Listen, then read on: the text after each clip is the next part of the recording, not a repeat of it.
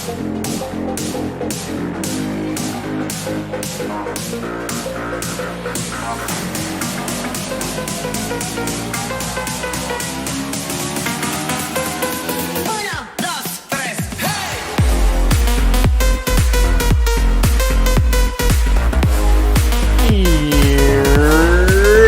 up, guys?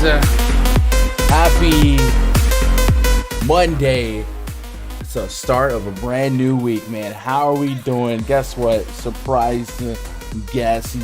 What up? Chronic VI on Twitter, which I didn't put that on the graphic because your Twitter is like private, so I don't. It's weird. You don't want people following you. I don't know.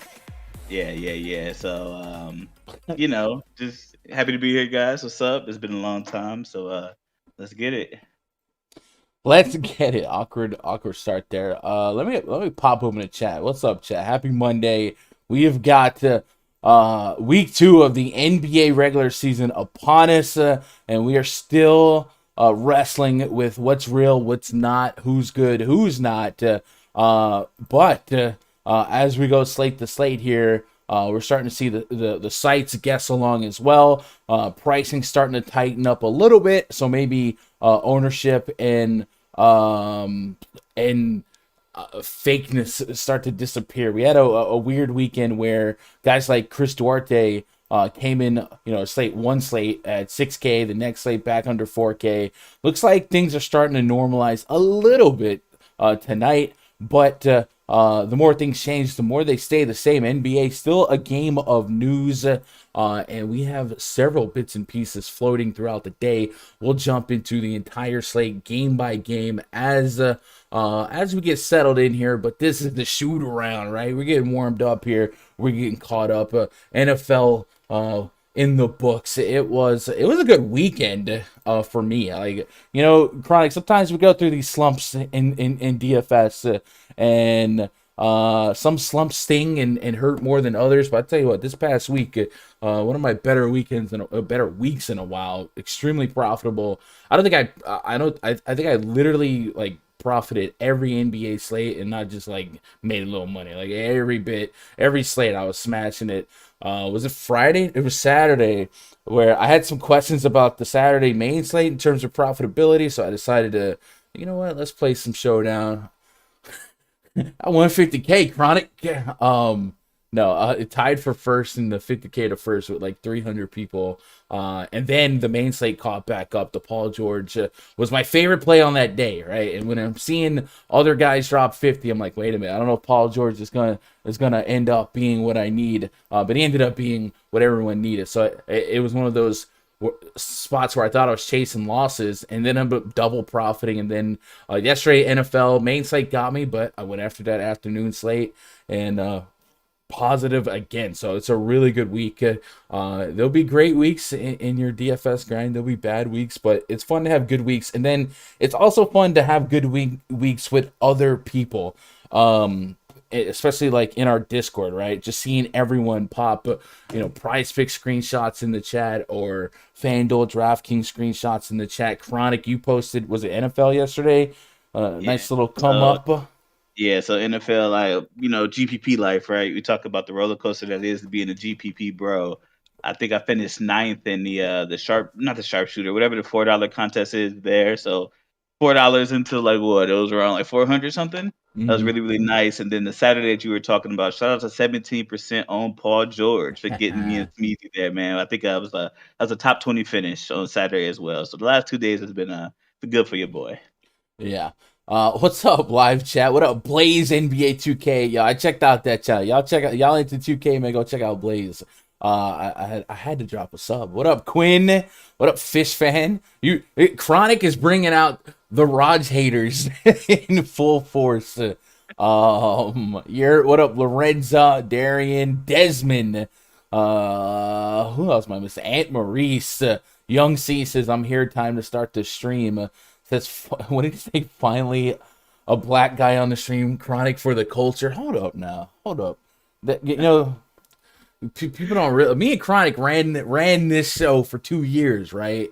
But I'm gonna let y'all know about Chronic. Chronic decided to go out there and make something of his life. Okay, All right, my man went out there, graduated from Michigan State, right? Now he's got a nice little tidy HR job for a big company, and he's out there doing a thing, making an honest living. So he abandoned me. So don't try to spin that on me, okay? Chronic, let him know. That's God dang not it. what happened, man. The streams back in the day, man. We did streams at what midnight, 1 o'clock in the morning. I'm always up late still, so it was just some more of a business decision by Gundacker. No, I mean maybe I don't know. The night streams did numbers though, but that was back when there wasn't like 800 streams for DFS going, and I had more than 100 views. Hey, it was fun times though. But having fun with it. What up, dang lazy mofo? It says Chronic unbanned. Let's go. Just like old times. Chronic hit me up. He's like, yo, you need a co-host? I was like, yo, you been paying attention? And Chronic dang near rolled up on me, bro. It's like, what you mean if I've been paying attention? This is screenshots.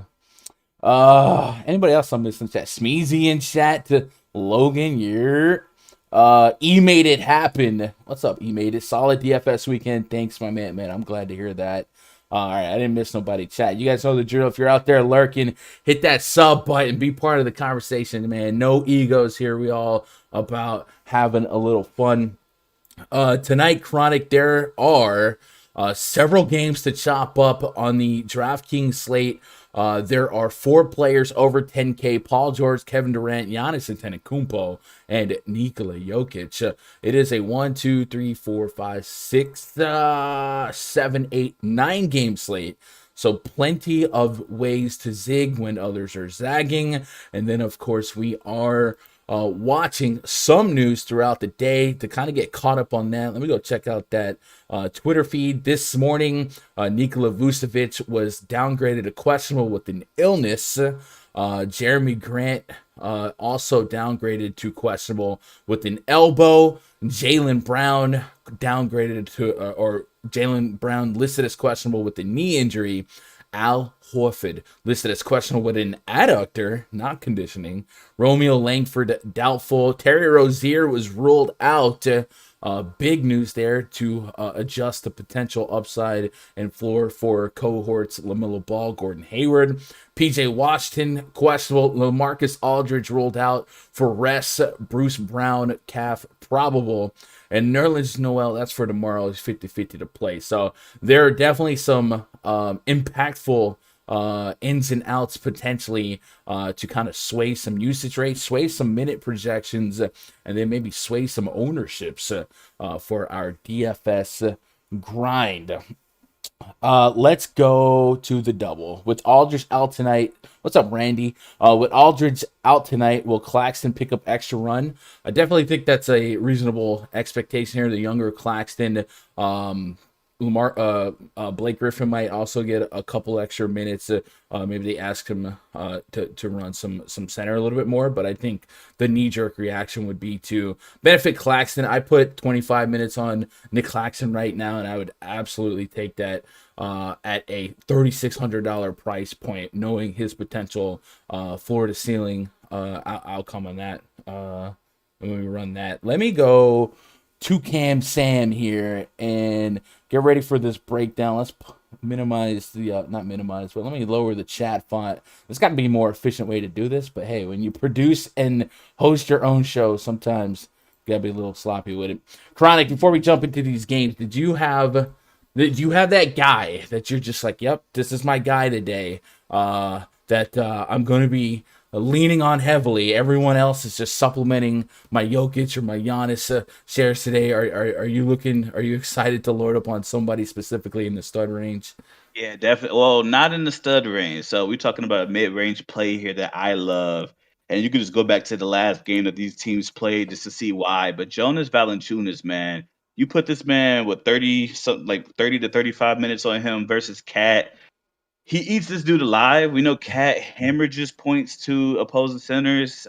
J Val is going to be at least 40% on for me. He's definitely one of my locked up players today. I'm with that. All right, chat. You guys know the vibes. If I can still the basic Raj take. Yo, you know the vibes. This stream brought to you by RunDFS.com. If you guys ever want to hang out with people like me, people like Chronic, that can't. Oh god, dang it, Chronic. My bad. That son of a. Know what you meant. We made it 9 minutes into the stream. Yeah, but hang out with the fam, man. We got it going. RunDFS.com. Get behind that paywall. A little support opens up access to all the spreadsheets, NBA, NFL, and then of course the RunDFS.com VIP Discord. Every day before lock, we're in the RunDFS.com VIP voice chat for at least 2 hours, and then sometimes it bleeds over. We'll adjust to some after lock news, some late swap potential, and then just sweating some bets here, making some prize picks, stuff like that, man. If it's not my community, I definitely recommend you newer DFS players attach yourself to a community, a solidified community, winning community, guys that understand the hustle, the news, and what to watch for. It just makes things easier. Many hands make light loads, and then the diverse the diversity we've got in this community. I mean, people from all over the country, all walks of life, all different bankroll levels. I've been cultivating it for Jesus Chronic. What is it? 6-7 years now. It's been a minute. We got lifelong relationships going on in there. So if you're without one, come be part of ours. Go to RunDFS.com, get you signed up. But most importantly, it's fun to make some friends. But you'll unlock access to the spreadsheets, the tools, my projections, stuff like that, and also share my personal player pool. I forgot to add Vegas totals to the spreadsheet. So what the F gun? What am I doing here? So let me open up Vegas tab on the on my second screen. By the way, Chronic, in my other life, alter ego, dabble in the world of wrestling, right?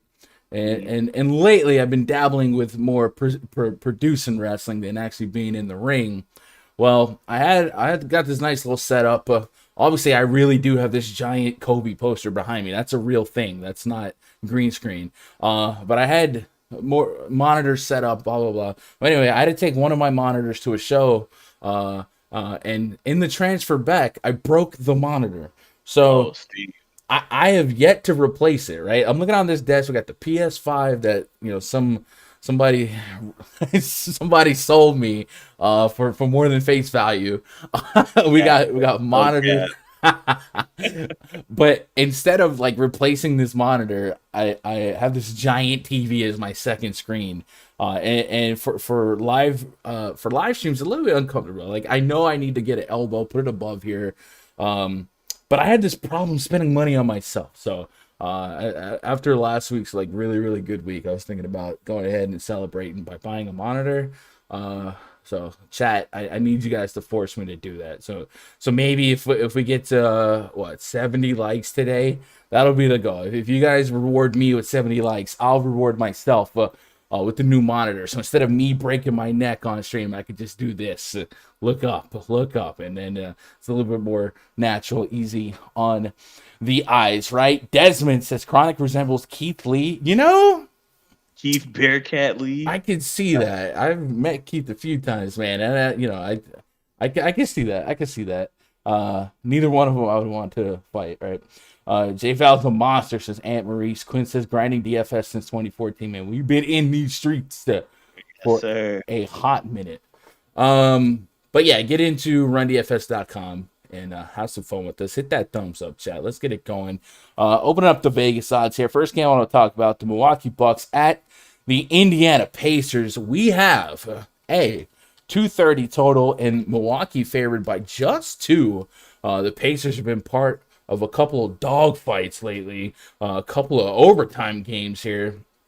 And now they get the Bucks here, a couple of Q tags to run through from the Milwaukee side. I'm going to go through the entire injury report for the Bucks to make sure we're all caught up, because I saw a couple of conflicting projected starting lineups. What the? Drew Holiday is listed as doubtful for this one with that left ankle sprain. And then I guess that was the only major one. Bobby Portis, who has been out, he's been listed as questionable with a left hamstring strain. He is yet to play. If he did play, they would sorely need him, because Brook Lopez is also listed as out. and he's dealing with a sore back. So our projected starting five for the Milwaukee Bucks is George Hill, Grayson Allen, Pat Connaughton, Chris Middleton, and Giannis Antetokounmpo, taking on Malcolm Brogdon, Chris Duarte, Justin Holiday, Domantas Sabonis, and Miles Turner. Like I said, pretty high total for this one, and the Pacers, who I thought would trend a little bit better in terms of team defense, really have not done that through their first couple of games in the season. And then the Bucks losing, Drew Holiday and a guy that can space them a little bit more in Brook Lopez.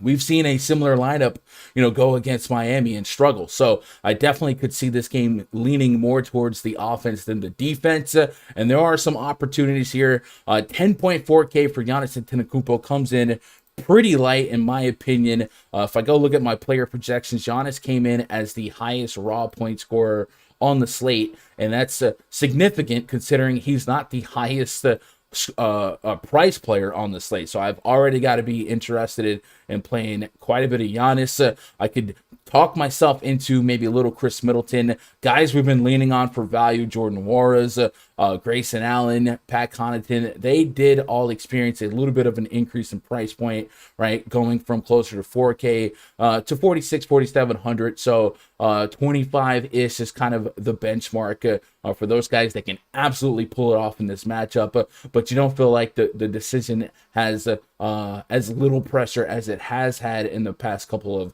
of slates. And then Nwora would be somebody I think is contingent on the Bobby Portis status. If Portis was upgraded to in, I absolutely think 4,300. It's a little bit of a soft landing price on him. He's a guy that has been a point per minute in his run in the NBA, and without Bobby Portis, you could see a path to a decent chunk of minutes if Budenholzer felt like he was ready to go. On the Pacer side, Chris Duarte has been all over the place in terms of pricing when it comes to the Milwaukee Bucks.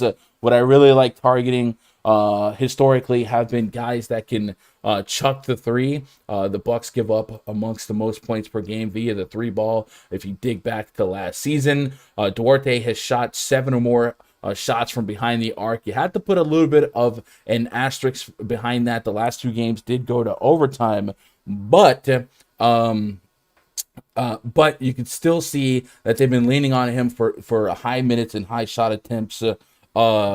So I think he's somebody that could fit a role here at 5,400. So I don't mind Chris Duarte as a play. I think we've seen him be as little as 4K-ish to 6K-ish. Now he's right there in the middle. If he can be closer to a point per minute, I think the opportunity is there for him. The Pacers have been a team in the last year or so I felt like we're kind of stackable, and I kind of get that feel again today. I think the prices all kind of come together. Sabonis gets easily satisfy 50 fantasy points at 96 on FanDuel, 99 on DK, and then Malcolm Brogdon, maybe a little bit more of a reach here, but I've got a huge minute count on him. I'm pushing high 40s. The Pacers minute rotation has been extremely consolidated, and they are running their starters into the ground. That had me worried about their fatigue potential in that Miami game, but it didn't impact them. They are out here playing minutes. So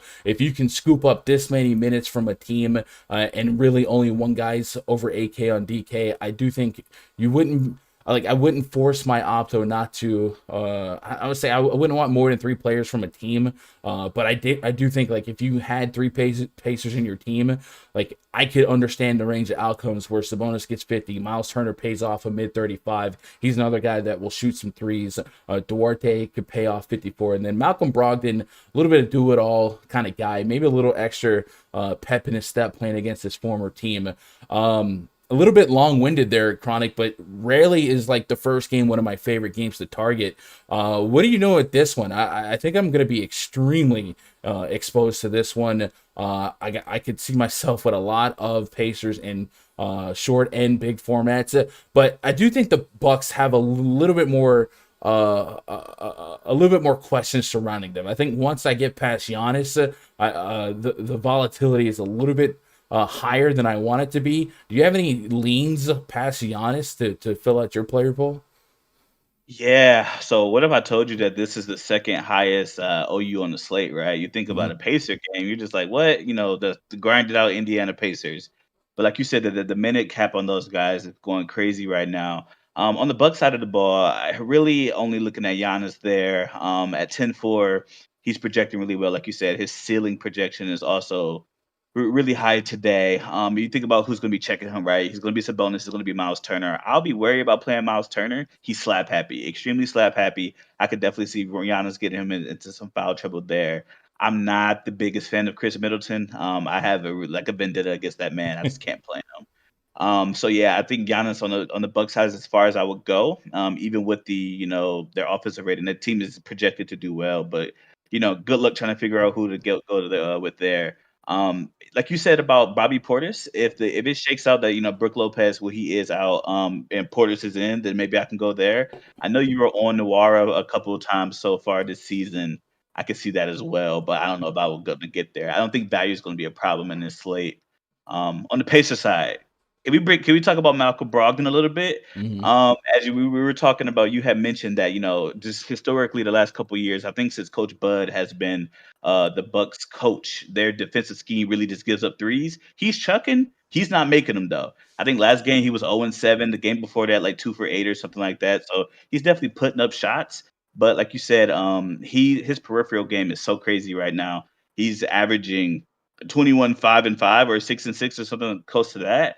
At 8K, give me some of that. Who's going to check him? We got George Hill. He's like 40. Grayson Allen, come on, it's Grayson Allen, right? Who's going to dick punch him? Like Grayson Allen is just he's not a defender. So I really like him today. Domantas Sabonis, I could definitely see. Hopefully he could hit a rebound prop for me. But Miles Turner would be the one that I am not playing from the Pacer game. So he would be my red flag. Really? Um, he was the man. So the game that he went off, he Mhm. had what, a 40-point real game, followed it back up with like 6 fouls in like 15 minutes. Yeah, but I mean, That's the player that he is. I'll say this. I think I the foul problem definitely hurt. I didn't love the matchup. Night two back to back. Bam Adebayo is a problem. Mhm. And yeah, he's gotten foul trouble. But I mean, for a high pace standpoint, I think people sleep on that. Miles Turner really will play more power forward than center, and he'll chuck threes Yeah. at 5,500. I do And get think blocked. and blocks. There's a Nothing there. softer Yep. landing at 55 than like 65 here. He wouldn't be like a tier one for me, but I would look past the foul problem there in that last game. I definitely think he has potential to surprise people here. So I don't know. I wouldn't rule him out. I'm higher than you are. It sounds like. Yeah. You definitely are higher than I am. And like I said, I'm thinking about who he's going to be checking. Whether it's power forward or center, it's Giannis. It's really going to be Giannis that they're going to put him on. And I think that's a recipe for disaster. You telling me he could keep up with Chris Middleton? No. Pat Connaughton, I mean, is he going to sit at the three I point mean, line with I'm not. Pat The thing is, Connaughton? I'm I don't not know. expecting either team to play elite defense here. Hmm.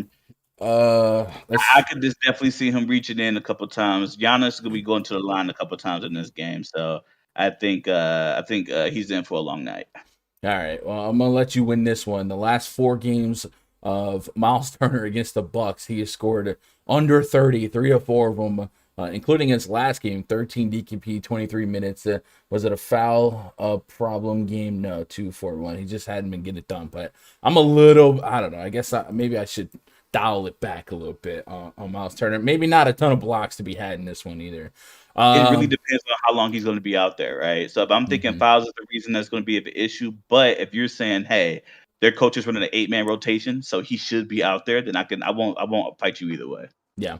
What about Domantas Sabonis? 9,600 on FanDuel, 99 DK. If we're already prioritizing Giannis Antetokounmpo for 500 more, there's going to be an imbalance in terms of where that salary is going. I feel like Sabonis can easily be considered in no man's land, just 200 away from Paul George.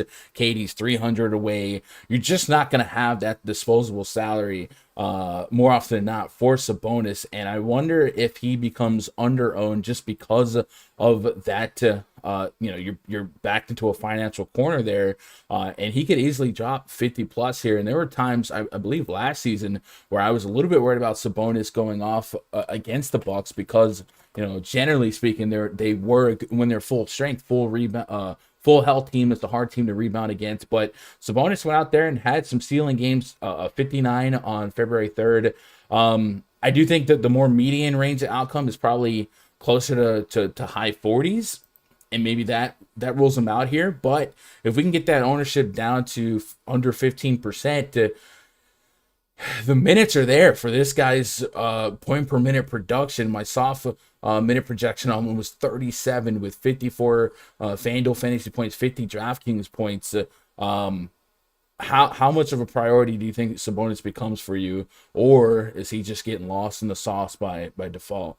That's definitely lost in the shuffle for me, man. He's been averaging around 40 minutes a game, and the last 3 games, 46, 51, 55, right? I think Sabonis, like, he has a strong first half, and then he falls off a cliff, and that's like, that irritates me as a fantasy player. I want to see consistency there.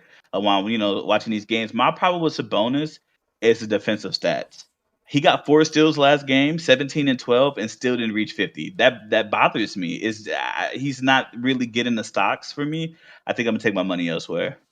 All right, that's fair. In terms of Jordan Nwora, one, look for the Bobby Portis news. Two, it's not a guarantee that Nwora is a part of the active rotation.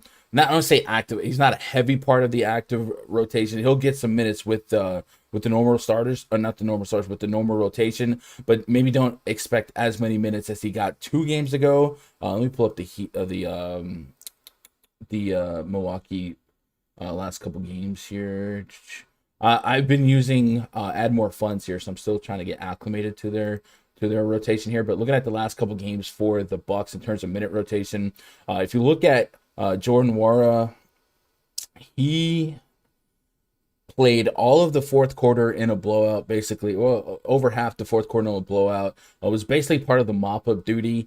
So you wonder if he got, maybe spotted 5 to 8 minutes of opportunity that he probably wouldn't have seen if the game was a little bit more competitive. And then looking at the Bucks game, Nwora only got 20 minutes in a more competitive game. So it feels like closer to 20 minutes is what you might expect his diet of opportunity to be. And then if Bobby Portis is in the mix, you really have some worries. I will say that Drew Holiday was in that game, and maybe everyone moves up 90 feet, and there is an opportunity for him to benefit if Bobby Portis does remain out, and if one of Giannis or Middleton get into foul trouble. Yeah, maybe there's a space for that, but I do think maybe there's a little bit more buzz on his name than deservedly so, based on what you might expect his involvement to be in this rotation here. Let me get caught up on chat as we go game by game here. Be sure to drop your favorite spins and picks and plays game by game. If you have game specific questions or thoughts, drop them in chat as well. It is a back and forth community process here. Aunt Marie says Giannis can go nuts here. Randy said Grayson Allen's trip game though. Yeah, man, Chronic dogging his defense. Tripping, bro. Young sees it. I hope Turner's 80% so I can fade him. It's back to the regular Miles, man. The disrespect. Miles Turner is a block machine, and on FanDuel, those blocks matter, right? Yeah, jump on Giannis. We're gonna see what that's gonna get him. Poster. What up, Kickstart? Apparently there was an anime reference in chat, and I don't get it. Chronic, you watch anime? Sometimes. Let me see what the reference was. What is Mugiwara Ya? I don't know. Okay, I don't know what that means. Yeah. Man, I tell you what, man. All the people that I know in my life that watch anime are of the culture, Chronic. So yeah, it's weird to see people of the culture act like that's not the case. I swear, man, that's all. I just googled him. He's a guy from One Piece. He's a character. Yeah, not really important. Yeah. Sailor Moon, baby. Miles Turner graduated the school of Marquise Chris and Triple J. Man, y'all hating on Miles Turner. Stop it. And there would be no Triple J slander. Spartan great, baby. The disrespect. All right, let's move on to the next game here. Charlotte Hornets hosting the Boston Celtics. That's right, the Charlotte Hornets stunning the New York Nets. LaMelo Ball getting benched. They still pull it off. 224 is our total here. 1 point spread in favor of the home team Charlotte Hornets. Can you believe that? Jaylen Brown was downgraded to questionable, we said, with that knee injury. Let me see if I can get a tell on that. Yeah, Celtics are what, 0 for now, and this is getting a little weird. Basketball has a couple monkey wrenches out there between the Celtics and the Lakers and teams like that, maybe underperforming through the first couple games here, and then a lot of victory laps on Twitter from Sharps who definitely saw this coming. Jaylen Brown's dealing with left knee tendinopathy.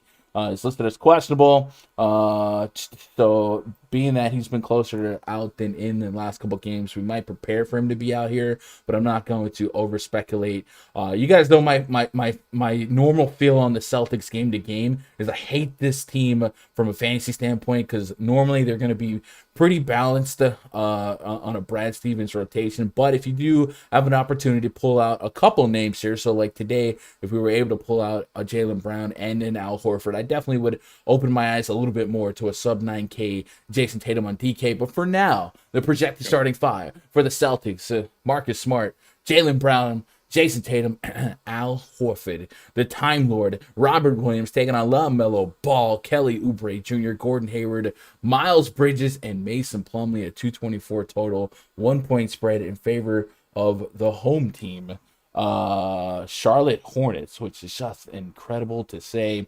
Terry Rozier out for this one. Look out for the status of PJ Washington. Looks like he could miss as well. Chronic, can we have a Miles Bridges conversation? 7.1K. Talk to me, Gun. 7.1K, 30 plus minutes each game so far. He brings a little different speed to the game. Double digit shot attempts the last two games, and not a scoring dependent forward by any stretch, getting some peripherals where he can, and 2+ steals per game so far through just 3 games. Back-to-back games are 30 plus real points. There's a couple of guys in the league right now that are kind of, I don't want to say rewriting the perception around them, but if you were new to DFS right now and this is your first NBA season, you look at guys like Miles Bridges, Kelly Oubre, Harrison Barnes, right? You would have a whole different perception on a couple of players versus the last couple of years of sample size. The 7.1K just does not feel extremely comfortable. I do think we write the Nets off as a net positive defense. The Cleveland Cavaliers have been sour on defense as well. I think if PJ Washington's out and Terry Rozier who is already out, that could open up minutes and opportunity for a guy like Bridges to pick up some responsibility. But yeah, 7+ K does feel like when you open the sample size to last year, seems like that's not going to hit here. But yeah, this is a post Malik Monk bench. So when he's on the court with the second start or the second stringers, he probably leads them as the post Devontae Graham team. And then like we saw yesterday, LaMelo Ball was kind of pushed to the bench there. And then you mentioned Ish Smith. Ish Smith's been more of a facilitator in his time. So maybe there's a world where Miles Bridges is deservedly 7K. Is it against the Boston Celtics, who I still kind of lean towards being more defensive positive team if they're healthy, right? If Horford, Williams, Tatum, if they're all in the mix and they're good to go. It's not a team I normally pick on, but we get an okay total and a potential okay usage rate here. What are your leans here? Is Bridges getting lost for you? Man, I just don't know if it's an eruption spot, but if you tell me that PJ Washington is going to be out in this game, which we will get that news before lock, being that this game is one of the first ones that starts, I would be more towards leaning to playing Bridges at 7.1K. It sucks to me that he had to get 30 points in both of the last 2 games to really get there for you. And is he a 30-point per game scorer? No, he's definitely not, right? I think that him starting with LaMelo Ball is a good thing for him because they shown a lot of chemistry together. Mm-hmm. But man, it's tough. It's tough. And I think picking between him today, also picking Melo with his minutes being down. Man, it's really tough. I do think Melo, as a younger guy, his minutes will fluctuate based on what the coach is feeling in the game.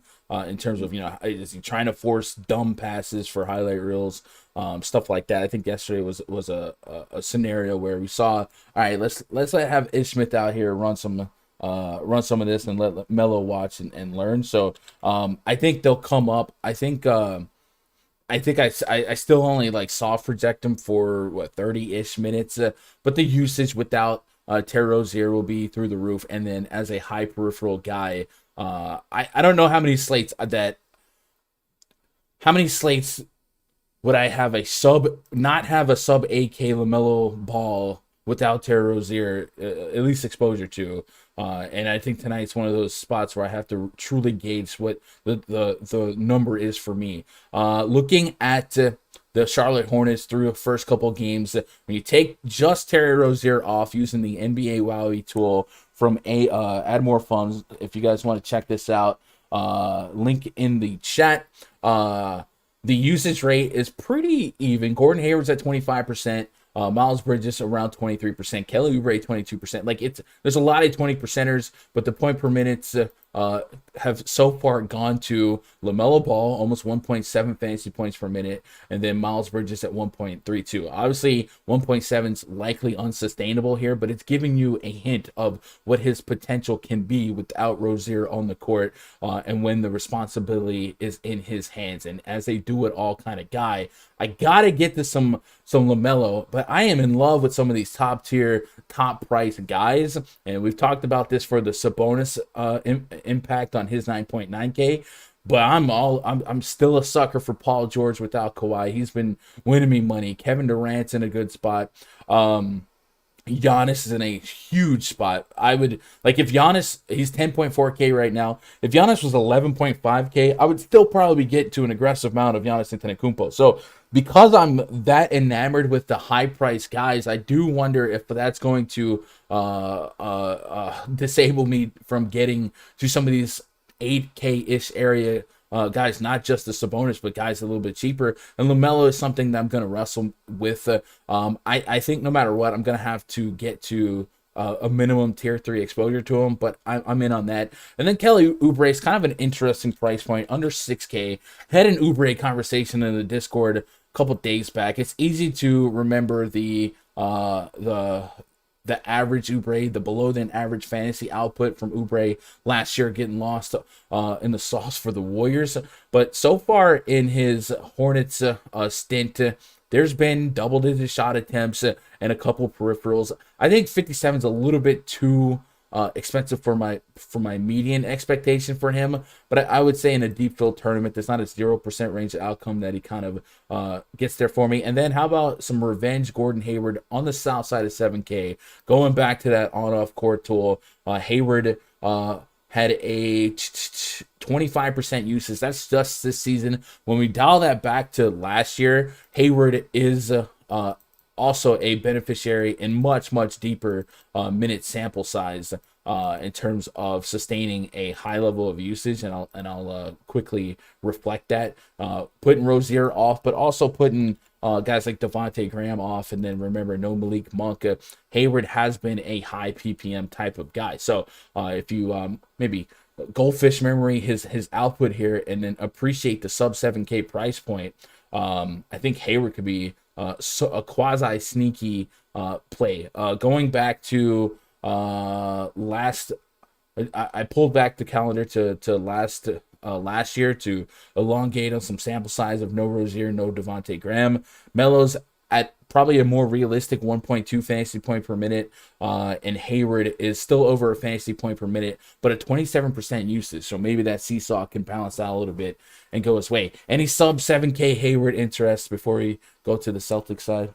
I think Hayward is okay. Not a great play down smash play. I think he probably max can get you 6x at like 40. You know what I mean? I think 40 is probably his ceiling in this game. It's not a super high total, not a super not a very fast pace. I can't get to him, to be honest with you. I'm not playing him. It's some other guys in that price range we're gonna get to in a couple games that I'm on fire about, and Hayward is gonna get lost in the shuffle. So on the Celtics side, I feel like this is one of those SAT puzzles for me. If this, then that. If this, then that. I would say if everyone's in, you guys know how I approach the Celtics on a bigger slate. I'm just going to let y'all deal with it. I do concede that there's likely going to be some ceiling here, but guessing them has been a little bit more stressful for me and more variant the last couple years. However, if you told me as of now that Jaylen Brown and Al Horford would not play, then Tatum. Jason Tatum under 9K. Just how do you not?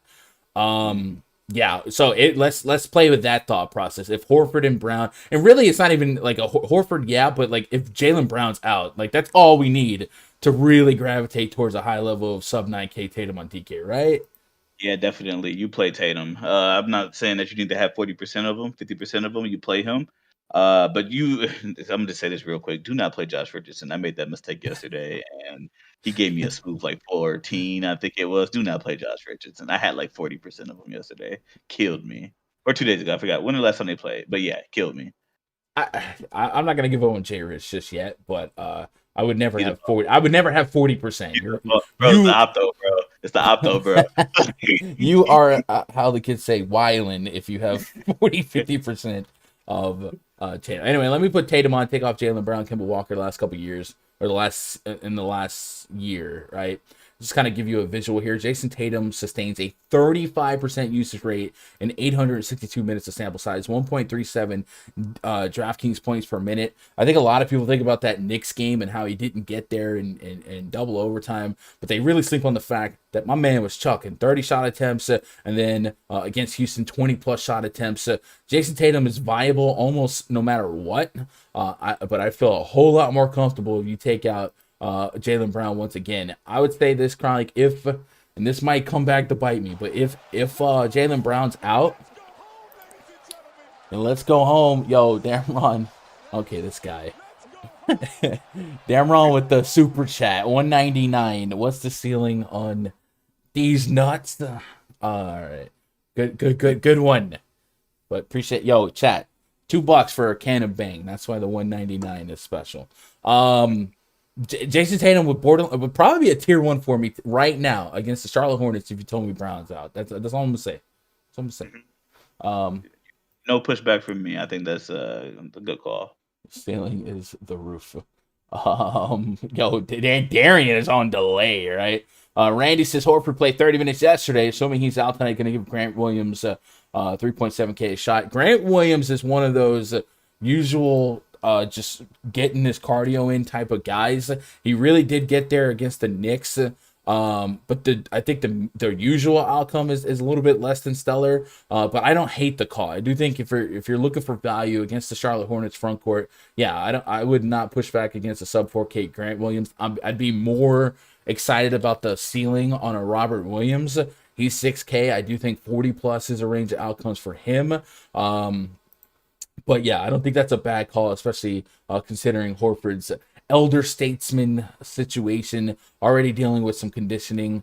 And then one of these days, the Stevens is going to stun us with some Enes Kanter, and I'm going to be like hating myself for missing out on him. Let's move on to the next game here. Atlanta Hawks hosting the Detroit basketball. The Pistons, we got a 212.5 total, which is got to be one of the lower on the slate. And to parlay that with the fact that the Hawks are favored by 11.5 right now, your projected starting 5 for the Pistons: Killian Hayes, Frank Jackson, Sadiq Bey, Jeremy Grant, Isaiah Stewart, taking on Trae Young, Bogdanovich, DeAndre Hunter, John Collins, Clint Capella. There's a lot to be interested in here, and then there's a lot to scoff at. The Detroit Pistons have been a team that on a bigger slate like this, I don't think I'd give myself the headache. Normally, I'd say there's not a ceiling we're chasing, and a floor is the floor. Sadiq Bey kind of pushed back on that statement the other day, going offering a sizable fantasy game. But Jeremy Grant's the only guy that, other than Sadiq Bey, feels like he has a tournament worthwhile ceiling if they got this giant minute rotation going. Grant is dealing with left elbow infection, and he's been listed as questionable. And this is a playing for nothing, essentially, Pistons team. So you wonder if they err to the side of caution. If they did that, Jeremy Grant being out would represent 30 plus minutes to replace it. You might beef up the minute potential for a guy like Isaiah Stewart. You might stretch out Kelly Olynyk, Kelly O, who doesn't come in as like a soft price at over 5K on both sides, but he's absolutely one of those guys that can get hot from behind the arc and shock us with 30 plus, 40 plus fantasy points. So I don't want to talk myself into Pistons at all on this slate, right? If I X out Pistons every night of the season, more than likely I don't feel like I'm losing much. But this is your former team, right? Are we still repping Pistons here? I mean, I'm a free agent, bro. I've purged myself from them. what are you doing with this game, if anything? I think the Hawks do have some guys individually that are at least intriguing. I think John Collins is a mistake at 6,400. A mistake by the pricing. I think he absolutely can satisfy that. And then sub 7K Clint Capella, as we keep getting more coach speak about them, unlocking his minutes a little bit more. We're wrestling with that versus the total versus the spread. Does this game get too lopsided, and next thing you know, it's all but over, and we didn't really get that massive ceiling. But I still think individually, everyone on the Hawks starting five here is underpriced for what their true median potential is. Maybe Trae Young is somebody I'm going to be down on this year for fantasy with a fully healthy team, but Collins and Capella can really big man peripheral their way to value, at least at their DraftKings price points. Any short entry interest in this game? Not really. To be completely honest with you, I think if Jeremy Grant's out, I'm going to take a stab at Kelly Olynyk. I mentioned that earlier. Kelly Olynyk with 30 minutes is going to give you 6x on that 5.2 salary. I think that he's getting around 20 to 22 minutes, I think, right now. So if Grant's out, you think he goes slots in there. Are they going to play Josh Jackson? Probably not. Are they going to play Hamid Diallo? Probably not. Trey Lyles is a bum. So I think Kelly Olynyk would be decent in that spot. That's really the only person I'm interested in this game. You give me Trae Young, John Collins, Clint Capella, like you had mentioned earlier. They're all extremely, in my opinion, extremely underpriced, especially when you get to Collins and Capella. But man, this is not a good game environment for me. The 12-point spread, 11.5, whatever it may be, is I'm not one to project blowouts and say, hey, people are just going to sit. But I don't know, man. I think it's other spots to attack on the slate, right? You only can have so many people in your player pool without before you stretching yourself too thin. So I'm not really on fire about this game at all. I'm a little bit more intrigued in John Collins, but yeah, I want to see some deeper minutes being had here. Collins got into big foul trouble against the Cavs. If he doesn't have foul trouble there, probably gets 30, his 30 minutes, maybe even 30 plus, and his point per minute potential is great. Let's go home, bro. Look at Chad crushing. We got another one. Great filibuster with the $10 dono. Shout out to you. Says, dang, Raj had a horrible Friday and today's MIA. Well, I will say this. Raj normally, when he's not on the show, he doesn't give me warning. He told me last night, hey, man, Monday and Wednesday, I won't be there. You guys know I'm always asking, content creators to collab. So shout out to him. But also thank you, Great Filibuster, for that $10 dono. But yeah, John Collins, somebody that's in play for me. Also, Charlie Mirage, appreciate that subscription. Guys, if you're out there lurking, you're not subscribed to the channel, I got a personal goal of 6K subscribers by January 1. I would definitely appreciate that click. You don't have to follow, you don't have to turn noties on. You don't have to. It's free to subscribe, and it helps me out. So if you would, show me some love. But yeah, I think Collins Capella a little bit too cheap here. Capella's a guy on Fanduel, 7,500, can absolutely stock his way to a big night. Averaged 2 blocks per game last year. Now, I haven't thrown this year's team stats into the spreadsheet yet because I felt like 2 or 3 games would really, really be wonky in terms of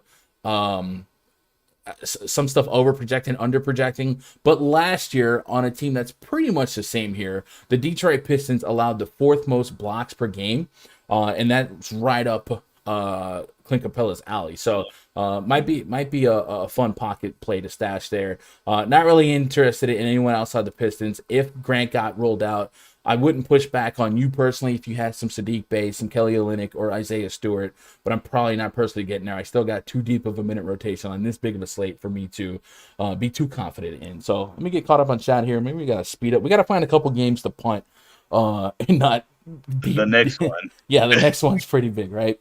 Raj was horrendous Friday. Hey, I'll tell you what, Raj did win that 3-3 bet against me. I had to send him $20 American. It hurt me.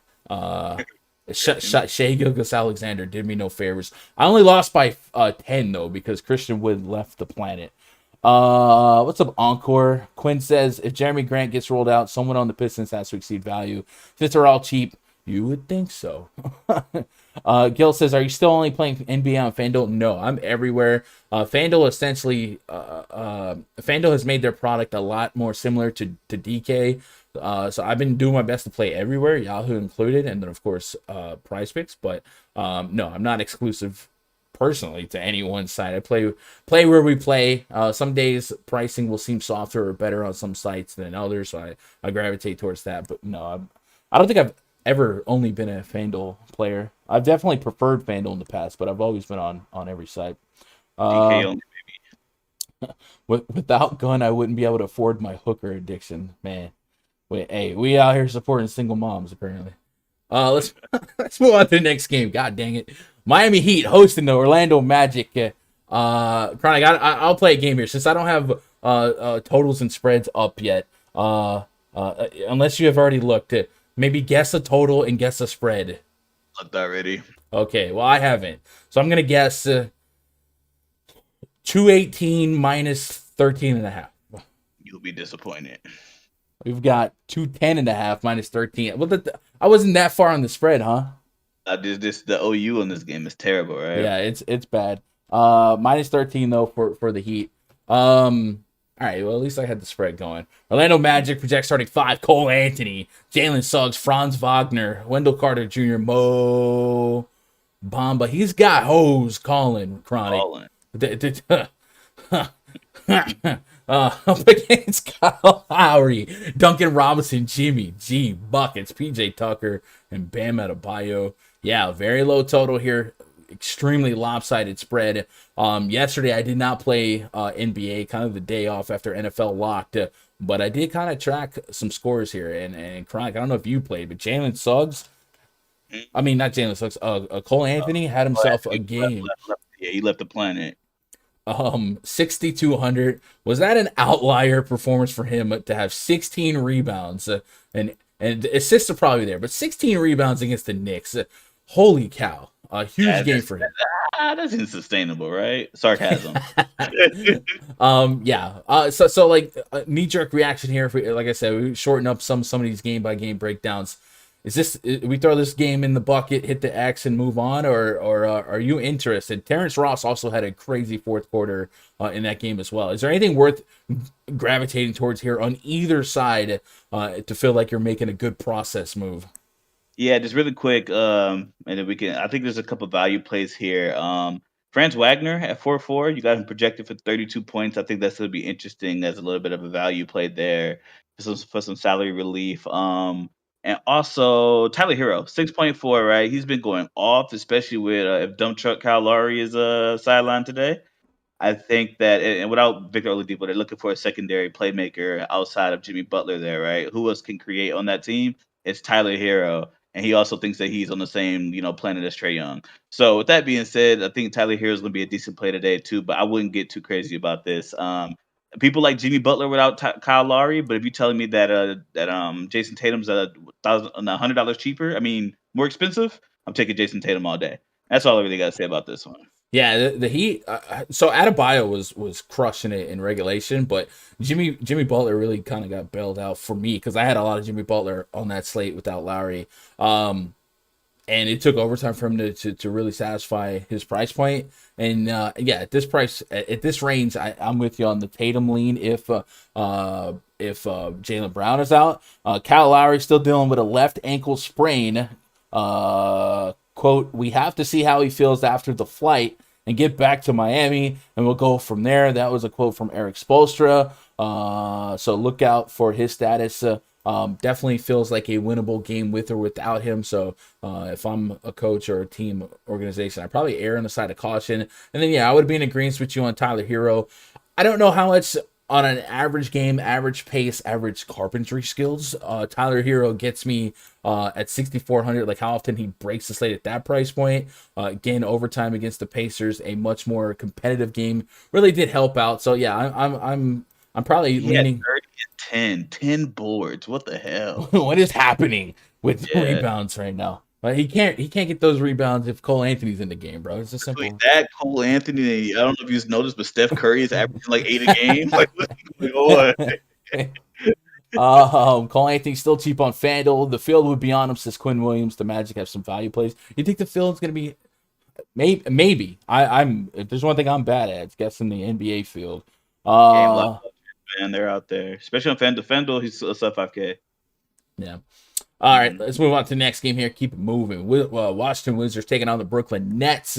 Project starting five for the Wizards: Spencer Dinwiddie, Bradley Beal, Kentavious Caldwell Pope, Kyle Kuzma, and Daniel Gafford taking on James Harden, Joe Harris, Kevin Durant, Blake Griffin, and Nicholas Claxton. LaMarcus Aldridge rolled out for rest. Kyrie Irving is out. Bruce Brown, I think, was upgraded to probable. Total for this one.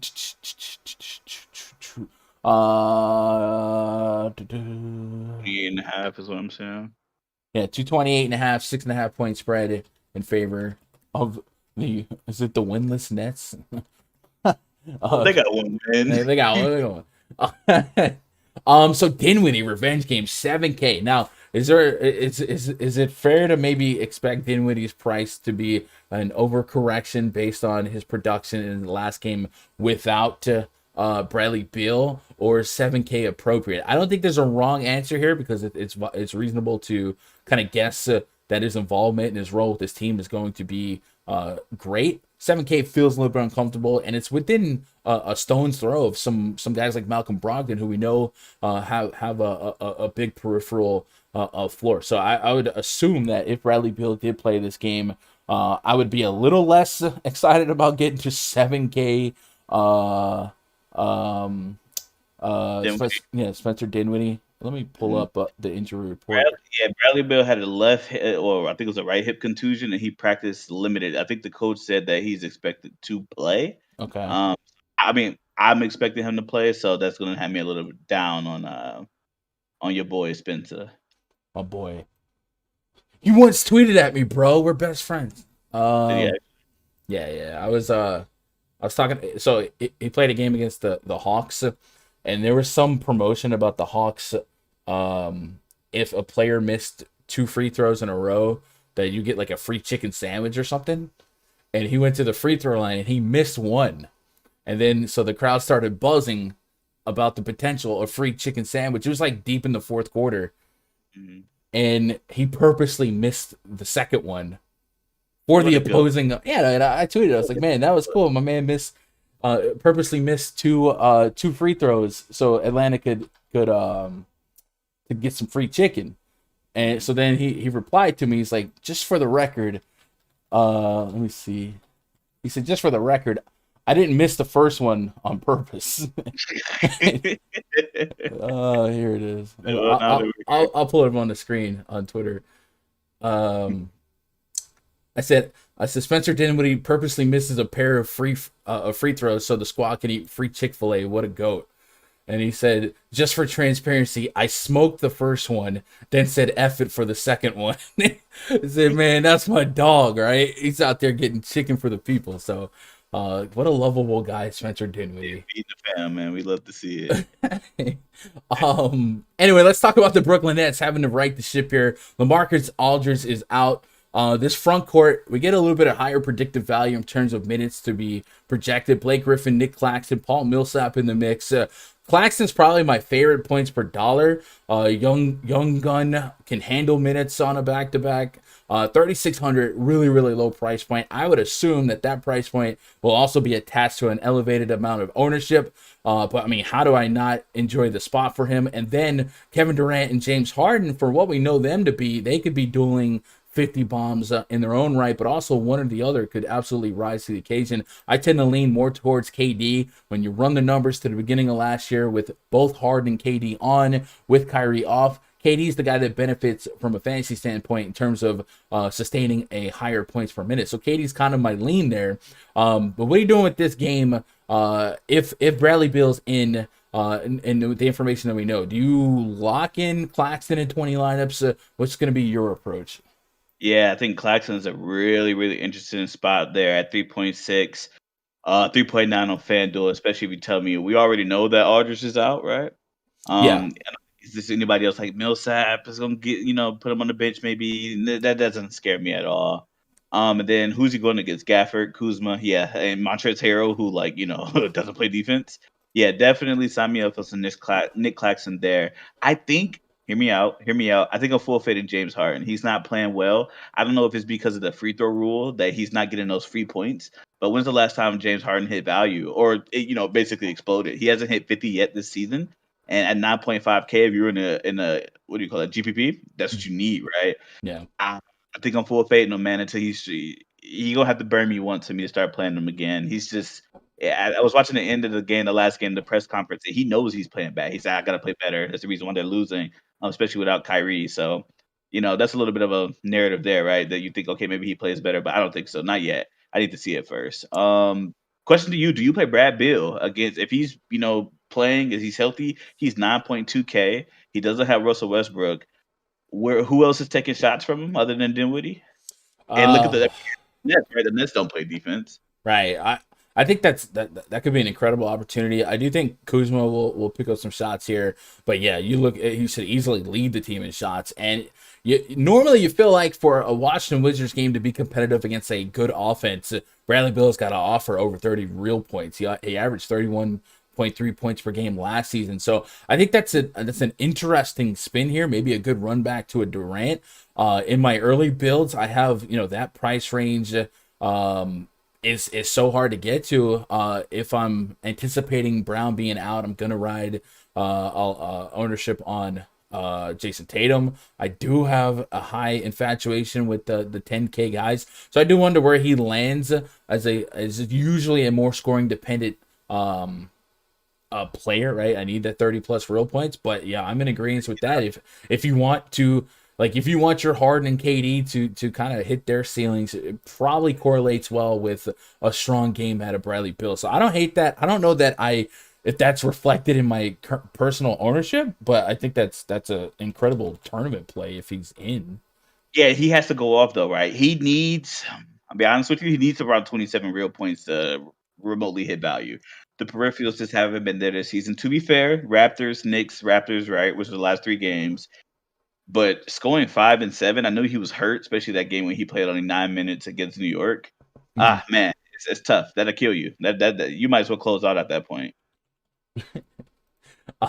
Running back, just for aesthetics here, running back the on-off court tool to beginning of October last year. KD's averaging 1.46 fantasy points per minute with Harden on the court, with Kyrie off. So that's to back up what I was saying. Yeah, I'm way more on the KD train. And then Harden's only averaging 1.03 fantasy points per minute in that run. And then, yeah, we talked about the potential for his free throw floor to go down. It has so far. So I don't hate that take here. It does feel hard to see, Harden under 10K and not feel like I got to gravitate towards that. But yeah, I'm way more team Durant here. Chat, what's up, chat? What up, Just in Sports? Chat, we're at 40 plus likes. Let's get to 70 plus, man. 70 plus, I'll spoil myself. Honestly, 100 plus, I wouldn't say, like, I have to get myself that second monitor here, so I'm not looking at this giant TV over here. A minute ago, I was looking for the spread product, and I'm just like, man, am I losing my eyesight? I'm a boomer now. Quinn Williams says, I'm concerned that Claxton won't get more than 20 minutes. I don't think that'll be in the finishing lineup. Really? I don't know, man. I think Claxton, honestly, if you told me 20 minutes, I'd probably still get the Claxton at a decent tick here. But without Aldridge in the mix here, I think Claxton fit, especially on a back-to-back. Claxton probably will be better prepared wind wise than a Griffin or a Paul Millsap. So I probably I don't know I'm in on Claxton no matter what. It Um, boils down to roster construction, right? If you're playing stars and scrubs, he probably has to be in your lineup unless you're playing like who like around 3K is going to be viable. Gabe Vincent, maybe. Nah, Herbert Jones. Come on, you know what I mean. You need some of those guys. George Hill, maybe. No. mm-mm. So you kind of had. I feel like you would get back into playing him if you were playing stars and scrubs. Yeah, my early projections, Claxton easily graded out as the top value play at 25-minute projection. So, yeah, I'll be in on that. But I don't know. I'm more likely to argue against chalk 9, 10K guys than I am value guys when the path to success is good here. Claxton did start that Milwaukee game, 24 minutes. Again, 24 minutes is all I need to really feel a strong conviction at him being a solid value play, especially against a Wizards team. What else we got? You're probably starting to doing good. Doesn't get in foul trouble. We could easily pay off his price. Yeah. What up, Tim? Yo, Gun. I'm a minute behind, but Stevens is the Celtics GM now, not the coach. Oh, I keep saying that's a good catch, Tim. My bad. Millsap only played 8 minutes last night for what it's worth. Maybe they're keeping him fresh here. Let's move on to the next game here. If we do that, we'll take a pause for the cause. Chronic. Last couple nights, man. Not only are we playing DraftKings and Fanduel, but we out here grinding these prize pick streets, right? CSGO. Shout out to Jake, man. Shout out to Jake. PrizePicks.com. If you guys are not on it, go sign up right now. Use promo code Gundecker when you do. What it is, it's DFS meets prop bets, meets a little bit of a taste of the parlay style. While I do the macho man, yeah, you like the parlays, do ya? That was dumb. I'll never do that one again. Thank God. I tried it once. Clip that. Bro, I gotta stop with the. I did like a De Niro impression on an Osmo stream, and that's all I heard for weeks. It was like, do the De Niro. Anyway, PrizePicks allows you to bet against player projections, whether it be points, rebounds, assists, free throws made, fantasy points, and their fantasy points for NBA mirrors that of FanDuel. So if you guys are FanDuel players researching FanDuel plays and maybe guys that are priced out of play for you on FT, you can bet against their score on PrizePicks, bet the over, bet the under. But it's not just NBA, it's not NFL, it's not the basic sports, man. They open it up and broaden your horizon. So if you are a multi-sport player, you can add Giannis Antetokounmpo on a card with Jameis Winston on a card with our boy Rixo in the CSGO streets. And then, like you said, middle of the nights, our boy Jake hooking us up with some CSGO fire, bet the over under on kills. It's a lot of fun. So if you're not on PrizePicks, I absolutely encourage you guys to check it out. And then if you use my code, not only does it support me a little bit, it will double your first deposit up to $100. So $20 becomes $40 and so on and so forth. You don't have to put the whole 100 out there, but hey, why not try something new? This is what it looks like. They got a really user-friendly app, and it's easy to navigate the website. Go out there. What's that? Solid. Oh, was just really quick. This was some solid projections, man. This PrizePicks has been a print fest. Absolute print fest. Yeah. And if you guys are a part of the RunDFS.com premium community, I do have a tab in the spreadsheet called Player Props, and I actually added this column last year, PP Fantasy Points. So it would show you my personal fantasy point projection for a couple of players, and you can just go tab to tab here, compare it to the PrizePicks area. So PrizePicks has Giannis at 54, Sabonis 45, stuff like that. You can compare that to mine. But also, if you trust their projections, right there, if you think, all right, some sharp dude is out there making sure PrizePicks doesn't lose a lot of dough, you can go look at their projections because it is FanDuel scoring. And then go play FanDuel and be like, PrizePicks likes this guy. Boom, go play that. So there's a lot of ways you can maybe manipulate it to your advantage, but it's a lot of fun to play some PrizePicks. There is a stress in DFS. When I get my contest every day, Chronic, I click on who's in it. I searched for a couple big boy names, and you're like, man, this guy's a freaking genius. He's gonna have 150 lineups. Oh, all right, whatever. You don't have to worry about that with Prize Picks, man. You're just betting against the projection. Anyway, Line. You versus the line. back to the mix. You guys might be right. Clax's minute rotation, something to monitor. Yep. Did I miss anything? Nope. All right. I didn't get roasted for the freaking Macho Man impersonation. I appreciate that, chat. You guys are real ones. Let's get out to this next game here. Toronto Raptors hosting the Chicago Bulls. Raptors coming in with, this game coming in with a 212 total. Holy. And then the visiting Chicago Bulls favored by just 1 and a hook here. So low total, but competitive game.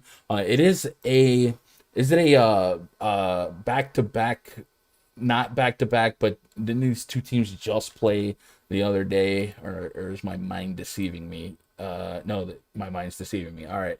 I guess I confused Detroit with Chicago. So yeah, Chicago played Detroit twice. there we go. That's what it was. Anyway, project starting 5 here for the Bulls. Lonzo Ball, Zach LaVine, DeMar DeRozan, Patrick Williams, and Nikola Vucevic taking on Fred VanVleet, Gary Trent Jr., OG Anunoby, Scotty wasn't there. Scotty Barnes and Precious Achua. Low total, but tight spread. Looking at these price points, VanVleet's been tightened up a little bit. We saw him on the south side of 7K. Somebody in the past where we'd get to 8+K, knowing that he's going to likely lead the slate in minutes, normally without, with the situation at hand. No Siakam still. It is VanVleet's team as he sinks or swims. So does the team. But Scotty Barnes has been producing pretty well for this team. And then from a point per minute standpoint, Precious Achua is also somebody I'm interested in. But so far, so good for the Bulls. I expected him to be a pretty solid defense. If Vucevic is out, and he does have a Q tag on him, it might open some opportunity for things to play out a little bit different. Looking at the Chicago depth chart, I'm kind of wondering who the immediate next man up would be to maybe contest. Tony Bradley. Yeah, Tony Bradley played for the Jazz and maybe the Sixers. He did.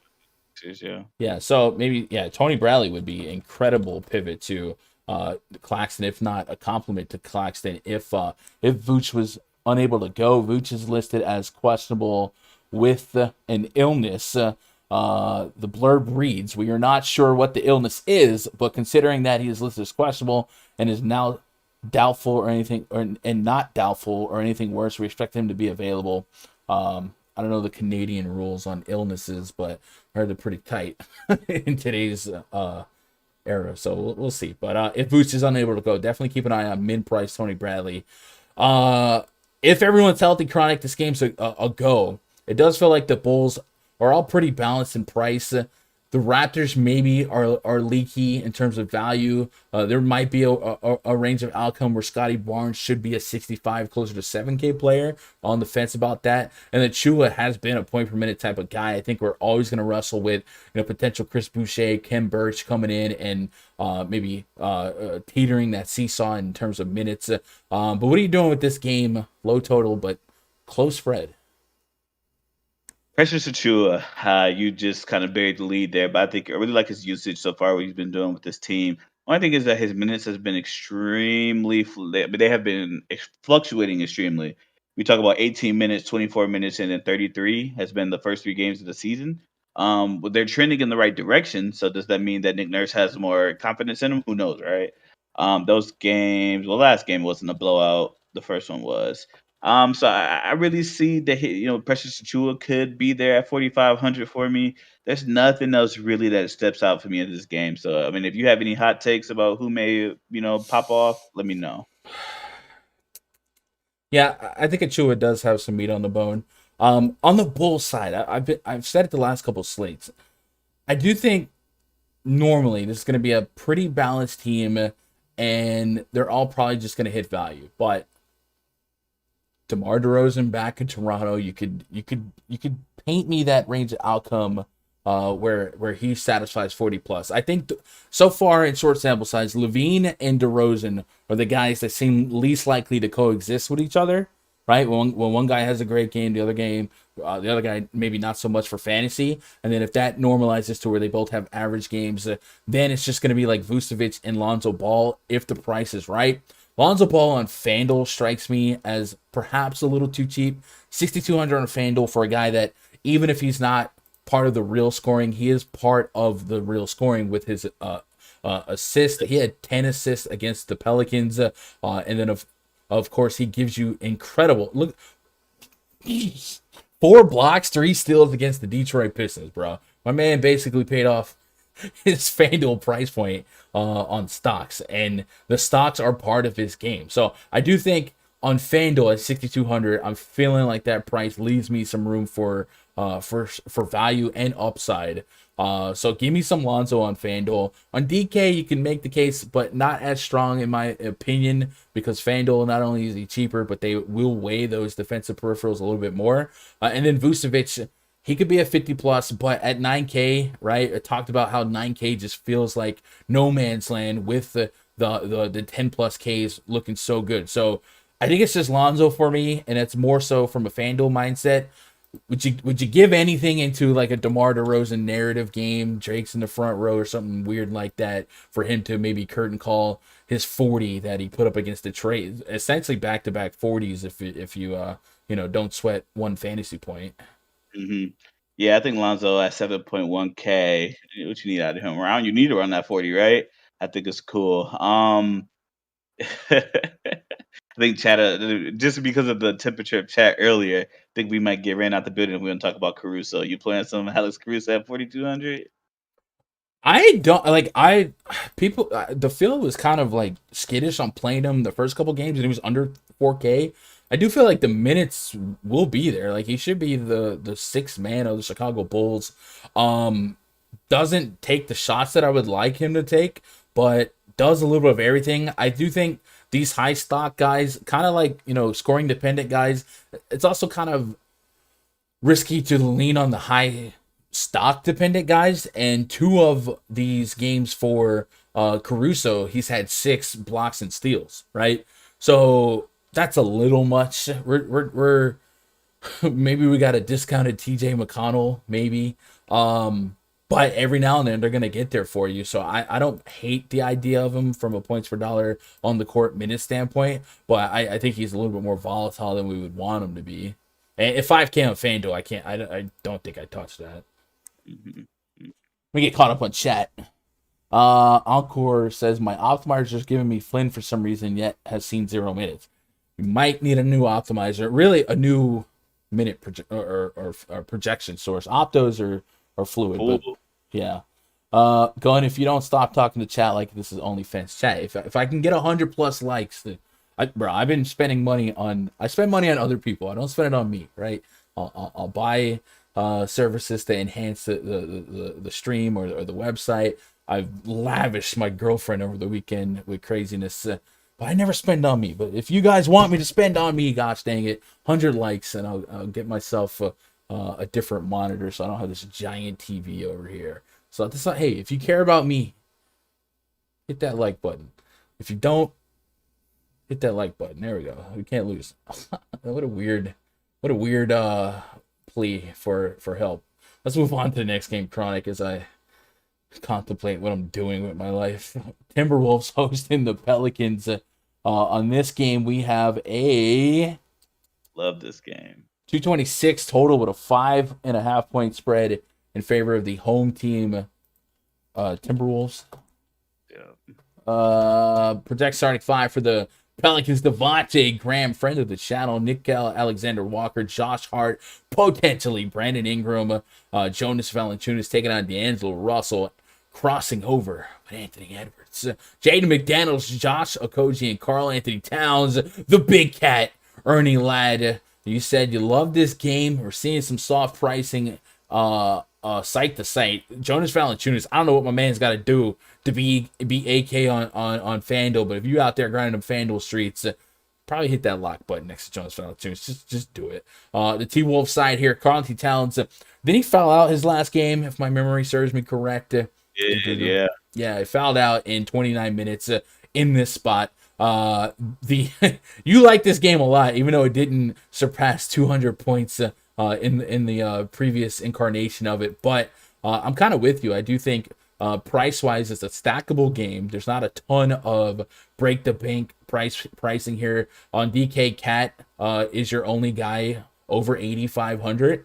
And that makes this game really obtainable. I do personally feel like the Timberwolves will offer volatility between D'Angelo Russell and Anthony Edwards game to game, but lately, Anthony Edwards will be the guy for me if I had to choose between the two. What's sticking out for you, and how much of this game are you gravitating towards in your approach? Yeah. All right. So the thing that I like the most of this game, buried the lead early with Jonas Valanciunas being under 8K. I think that Jonas Valanciunas just, the center, Carl Anthony Towns, whatever you want to call it, the center position there in Minnesota, they don't play defense.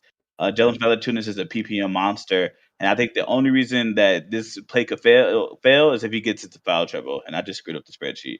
Okay, there we go, I fixed it. All right, so yeah, if he gets himself into foul trouble, so even last game he had 5 fouls, and Cat ended up fouling himself out with 6. I Mm-hmm. think game is going to be consistent. Them two going at each other. Both going to have double doubles. Both are going to have good games there. I'll take the 2K discount there with J Val, and I think they're probably going to have within 7 fantasy points of each other. To be honest with you, so I'm going to take J Val there. And they're running back with Anthony Edwards. Man, nobody's checking this guy, and he's hot, and he is taking. He has all the usage since he's been back. You said something about D'Angelo Russell. He's been taking the usage away from D Russ. So I really like Anthony Edwards here as a run back. That's what I played last game. I'm probably just gonna copy and paste the same thing and hope it works again. These guys went off and the game didn't even have 200 points scored. So hey, I'm all for it. Brandon Ingram. The black hole of the New Orleans Pelicans, What? dude. So really Oh quick. yeah. Yeah, Devontae Graham, dude, man. Okay, so talk about Prize Picks, right? Prize Picks has Devontae Graham's, I think, of FanDuel points. Well, Was Prize it? Pick points. We also, I know they were sweating assists, I think, and then No, it was just overall points. We just needed him to get okay. some. Yeah, so it was at like 29, and I think he ended up with 26 because every time in the fourth quarter he would give the ball to Brandon Ingram, and Brandon Ingram is going to shoot the ball. It never fails. So if you like Brandon Ingram today, you know that he's going to shoot it like 45 times. Not actually, but this man doesn't pass. I hate Yeah, him. and when you do pass on the ball, and you need that assist. He's gonna dribble it. Oh yeah, he's gonna take at least 4 dribbles and hezzy and then brick it. So yeah, Yeah. I hate Brandon Ingram. But from a fantasy perspective, I love it. Mm. From a injury and news standpoint, stuff to watch. Josh Hart was the lingering Q-tap to keep an eye on for the Pelican side. Pulling that up. See, chat, this right here, this is why I need 100 likes today. This is why I need y'all to show up and show out. Look at me. I'm over here taking an eye test. Right quadricep tendinosis, questionable for Monday's game. Hart has missed each of the Pelicans' last 2 games after injuring his quad in the season opener. Should the streak run to 3 straight games on the Pine, rookies Herbert Jones and Trey Murphy would be next in line. Murphy offers a bit more, blah, blah, blah. All right, that's from a blurb from NBC Sports Edge. Shout out and credit to them. So keep an eye on that. Obviously, if Hart's in, it doesn't change a whole lot. He's more of a peripheral first guy, rebound first guy. So I wouldn't be super interested in playing him. And then Devontae Graham at 5,400. I do think if I like this game a little bit, I get a little dab of Graham in 100, 150. But for me, the focal point is Ingram, J-Val versus, is it Edwards and Cat, or is D-Russ, going to pop his head up? I'm going Edwards and Cat. There. I'm not a fan of D-Russ really. After he won me that bet against you, I haven't played him since, and that was years ago. All right. The other night, J-Val Really quick. was, yeah. Go ahead. I was saying, I was just talk about Nah afterwards. oh, okay. Oh, yeah, NAW was going up. The other night, J-Val was like 6K and projected as one of the best value plays in my spreadsheet. Today, I have to scroll a little bit more to get to J-Val. But I think from fantasy standpoint on Fanduel, I think, yeah, he's still grading as almost a top 15 play. 40 plus fantasy points at 6,600. I mean, that's just absolutely ridiculous. And Fanduel's giving you a little bit more versatility in that in lineup construction right now with multiplayer eligibility. I honestly feel like Chronic. If I'm running 20 lineups, just 20 on FanDuel, I might just hit that young lock button next to JVal. I guess Jokic would be the pushback to that. But JVal is just so cheap for his opportunity is. You were gonna talk about NAW. Yeah, really quick, just about NAW. Want to ask you about him specifically. Somebody mentioned him in chat. He's 6,700. He took 24 shots last game.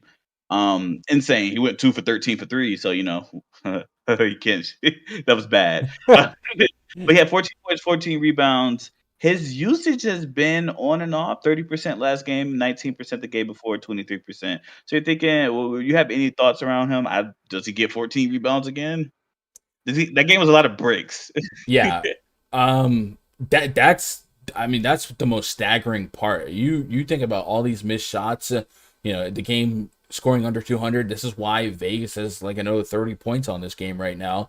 It's because all these missed shots. If 20% more of these shots go in, this game gets nutty. And if a couple of more of these NAW shots go in, he's a potential slate breaker, 40 plus 45 fantasy points.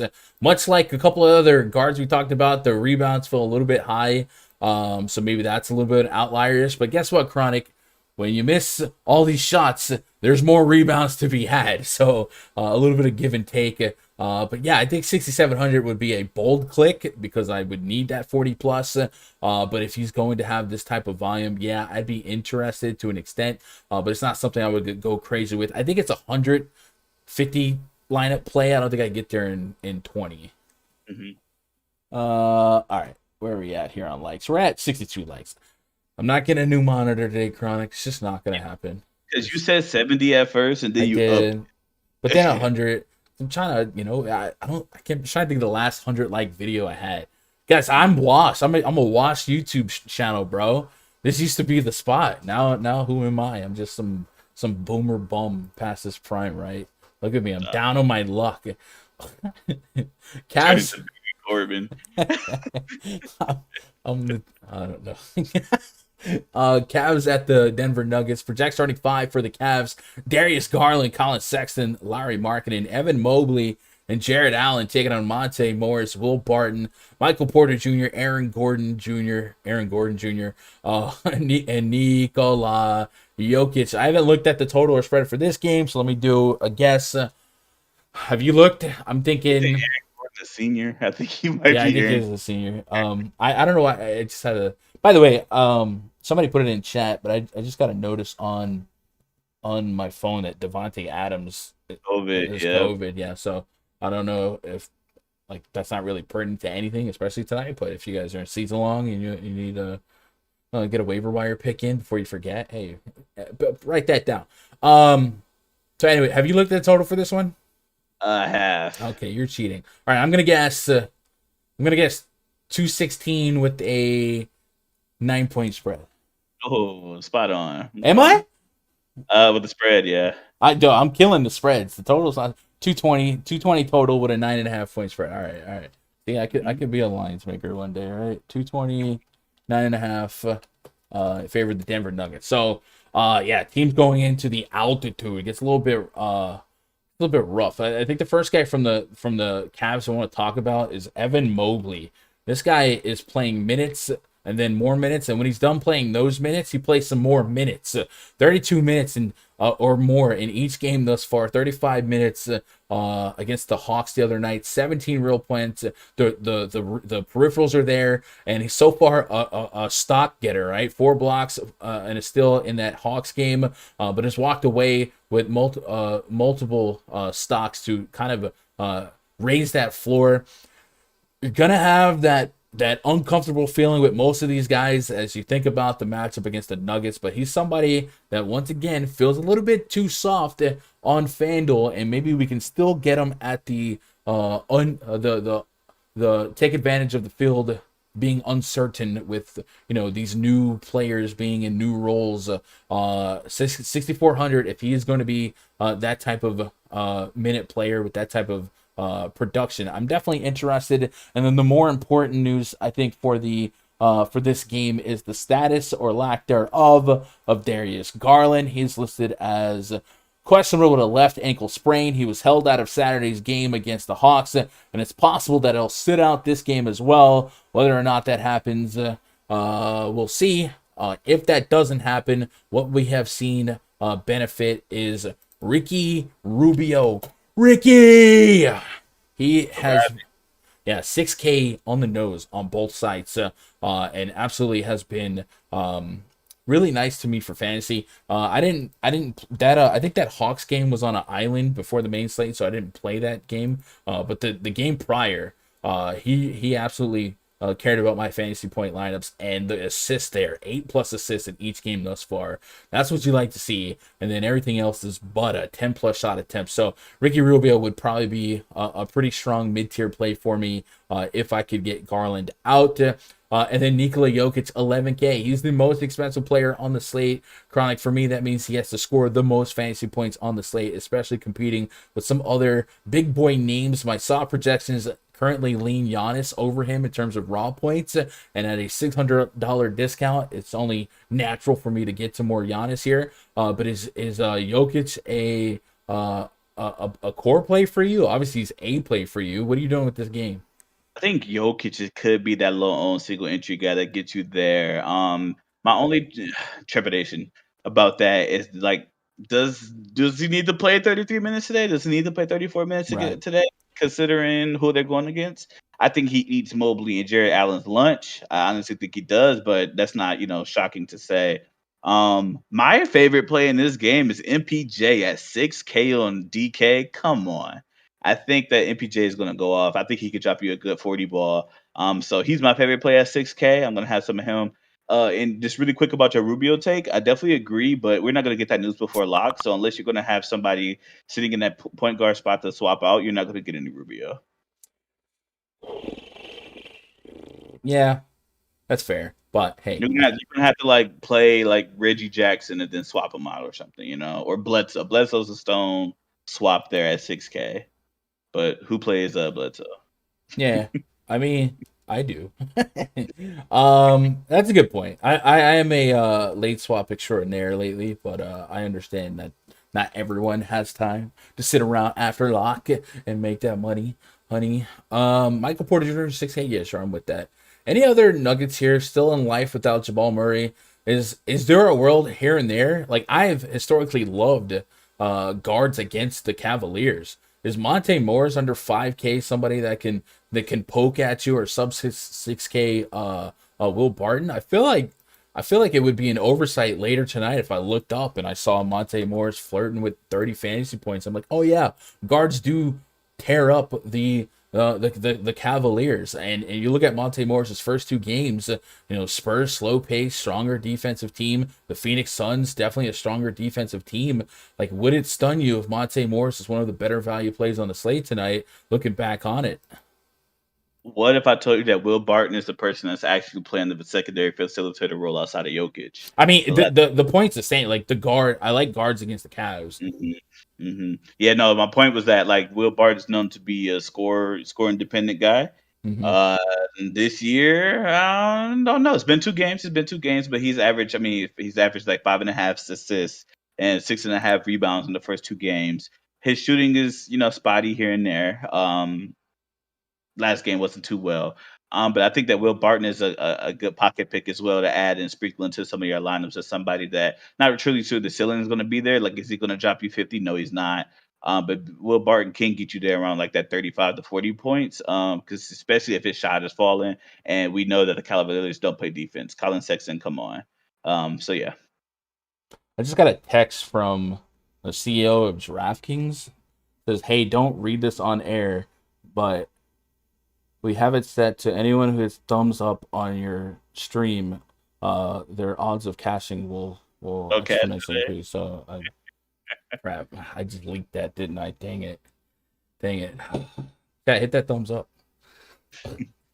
We're doing bits now? What is this? Got one game left on the docket. Chat, take a pause for...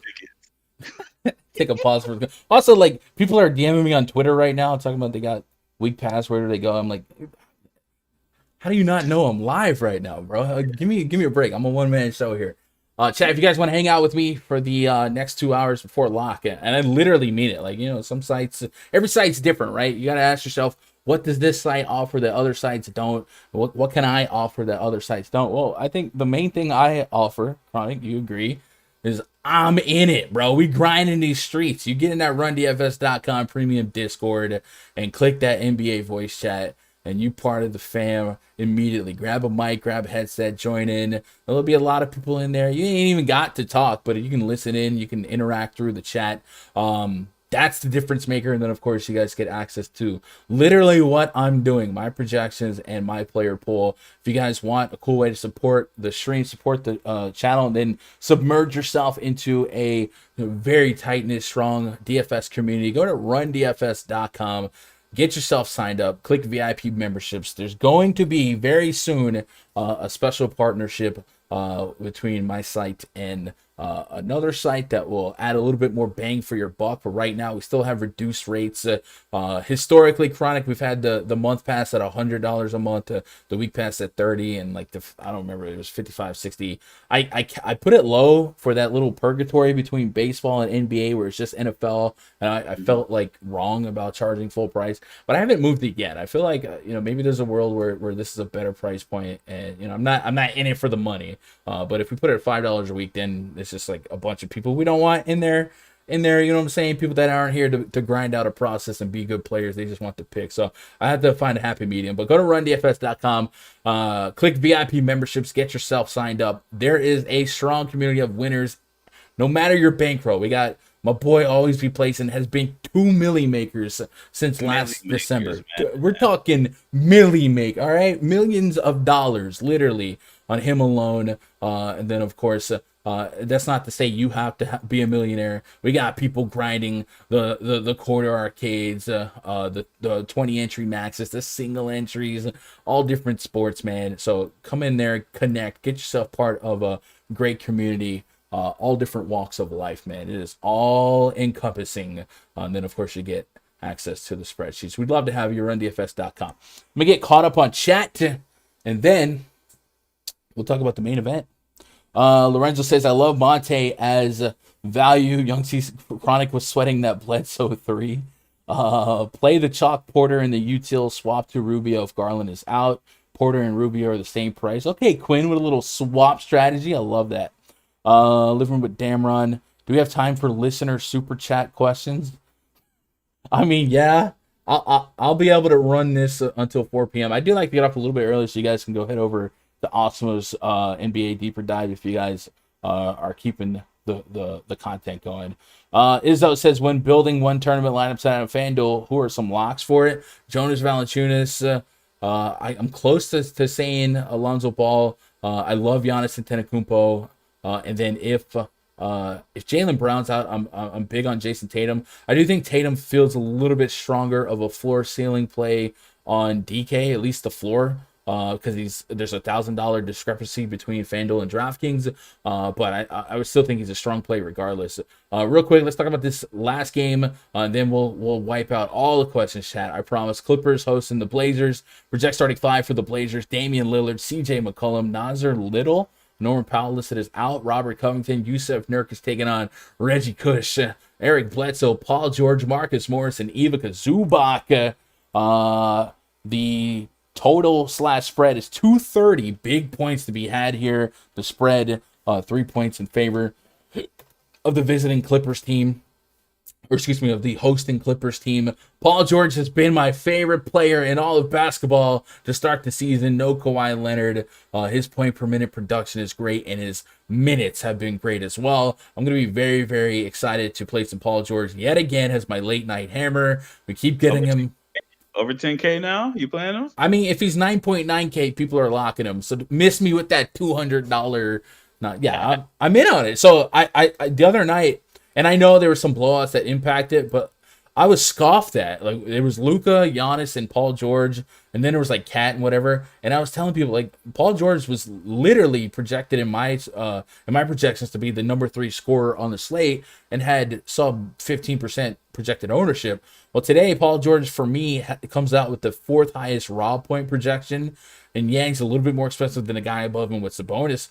but he's still 900 cheaper than Jokic and a little cheaper than Giannis, and I it's unquantifiable, Chronic, but who doesn't love a late night hammer? Something to sweat at the end of the night. Want the hammer? You want the hammer. Think about it. There's a 9 p.m. to 10:30 p.m. gap there. So in the fourth quarter, if you're heavy on George or some players in this game, you only go up on every bucket. And that's a good feeling, right? It's all narrative based there, but I love it. So give me Paul George quite a bit. The Blazer side feel like they're maybe a little bit more expensive Chicago Bulls, meaning they have three-headed monster of high usage guys that will probably assume most of the production here, and they do kind of nip at each other's floor to ceiling day to day. So I'm not that excited to get to any Blazers specifically. When you look at Damian Lillard, though, he is getting lower than 10K, and I felt like as this price starts to drop and people forget that he's not 10K anymore, right? He started the season at 10-1, then to 10-3. He took $1,000 dive overnight. In the 24 minutes against Phoenix in what was a positive blowout on his side, he was over a point per minute greatly, 30 plus. So could 9,300 Damian Lillard fire him at the 10K Paul George? Could that be my John Morant Paul George of tonight? It's possible. Like I said, I think he comes with a little more volatility, but he's not the scoring dependent Lillard that cloud was over him. He's got 8 assists in his last game, 11 assists in game 1. I'm thinking the field maybe oversights his price reduction, and I can run some Lillard Paul George. What are you doing with this game? I am playing definitely Paul George. You talk about that late night hammer. I think if you get a good percentage of that, don't look at your lineups until the third quarter of that last game because you will not be in the cash. But you'll rise quickly at that point, right? Mm-hmm. I mean, yeah, he's 10.1, right? That's a lot of your salary there. Especially if you're running him back with somebody. You like Dame Lillard on the other side. I'm more of a fan of CJ2K, man. CJ McCollum, 7,500. He's been balling the last 2 games. But my thing is this. So people tend to overplay, opposing defense, right? But they went against Damian Lillard had to get checked by Stop it, Davion Mitchell. Yes, Davion Mitchell, and then you know how I feel about Mikal Bridges. Mm-hmm. So I'm thinking maybe if you're slowing down Damian Lillard at that point, then maybe that helps some usage of CJ. But no, I think Dame is going to be a good play today. But nobody's going to Reggie Jackson doesn't play defense. Eric Bledsoe doesn't play defense. I don't think Paul George is going to check Damian Lillard. So I definitely think that he should be in a good spot. And the rest of their wing rotation, like that guard to wing rotation, is terrible on defense outside of Batum, who basically plays power forward now. So yeah, Damian Lillard, I definitely think could get there. But I prefer CJ though. Yeah, CJ a little bit more scoring dependent than Dame, so I'm on the other side here, but a little bit of a price discount. So it is what it is. Nurkic at 7K. I could definitely see people forgetting that he's in play here. I think a lot of people are either going to go really high at the center spot, maybe even use Giannis at that center spot on DraftKings, or use the Nick Claxtons of the world, and maybe even the Tony Bradleys if stuff starts falling the right way. And then even a Zubac's under 5K on DraftKings. His minutes kind of not where I want him to be, but watching the game, Isaiah Hartenstein is a bucket, bro. That man needs to be part of a strong rotation. Anyway, let's get some questions knocked out of a chat before we get out of here. In 18 minutes, I'll be in the RunDFS.com pre-lock Discord. Again, go over there. If you guys are getting out of here, hit me that thumbs up. 100 likes, I'll get myself a little bit of reward. You guys don't care. And then you might have heard, that text that I got. So I can't repeat it, but let's just say you're going to want to hit that thumbs up. Big timer, man. Appreciate that sub. If you guys are out there lurking, I got a 6K sub goal before January 1st. The more you guys hit that red button, the closer I get to the goal. And we're a community here, so let's all hit this goal. Getting caught up on chat here. Guys, fire away any questions, comments, concerns you might have. I'll try and knock them out in 10 minutes or so, get you guys out of here. And then if you're not jumping in the RunDFS.com Discord, I definitely recommend go checking out the deeper dive on the Osmo YouTube channel. Charlie says, I don't know if you're able to answer this, but when you're mass multi-entering, how and where do you start to come up with your exposure? So, Charlie, my process may be a little different than other processes. I know people that just love their projections and they'll set a 30% randomness and they're fire away in 150. Me personally, my process is this. I'll open up my optimizer. I'll uncheck every player in the entire in the entire league, right? And then I will go game by game like we just did here and start activating players that I want to at least be in my pool. I haven't set my exposures yet to at least be in my pool. I personally tier them 1, 2, 3, and then value, core value or risky value. And then as I start dressing that up, that'll allow me to apply how much I want of this player. So I'll be more aggressive with my personal ownership in 20 lineups. I like to have a core of 4 or 5 guys that I might have a minimum of 50% on any given slate, and then I let the rest kind of fall based on my tiers on them. That's how I do it. Everyone has their own process. Something works for everyone. For me, I find if I have a tight core and a tight player pool, when it hits, it really, really hits. And then if I get myself too loose, I'm fighting myself out there. So there's definitely many ways to skin a cat, but that's personally how I do it. What else we got? Lorenzo says big fan of CJ McCollum. Izzo says Braves in 4, son. We are all lifelong Braves fan. Chronic is the only guy I know waving the Astros flag, and he not even from Houston. Did you turn your camera off? Are you out of here? What the heck? Are you back? Chronic, go what? Yeah, did you DC the whole time while I was? Yeah, sorry about that. Oh, we were just talking about how you're a pleb for repping the Astros. Hey man, the only reason I'm an Astros fan is because a Detroit sports fan for the majority of my life. So you guys know how that goes. So hey, move to Houston. Might as well adopt a couple of their teams. The Texans are bad, right? So, and I don't watch baseball, so I don't feel too bad liking the Astros. All right, when you move to Australia next year, miss me with that Australian football. Hey, rugby, baby. Rugby. Cameron says, why Chronic look like a twice baked potato with a headset? Whoa.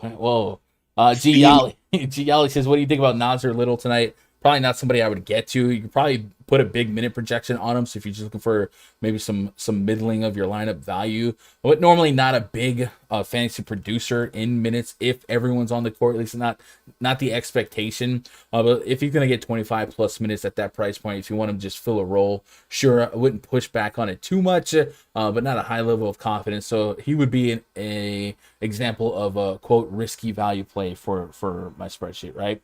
Life of Sense is bold call of the day.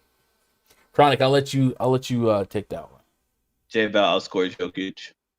Ooh, that is pretty bold. Bold call of the day. Just looking at, I guess this is looking for a hot take on a player. Bold call of the day. That wouldn't be a bold call on Tatum. Man, I don't know, man. I guess I'll say, bold call would probably be something like Monte Morris getting to 30 at under 5K, but I don't know. I don't feel great about that. Almost done. Do you like PG over any of the high Paul price George guys? is my dude.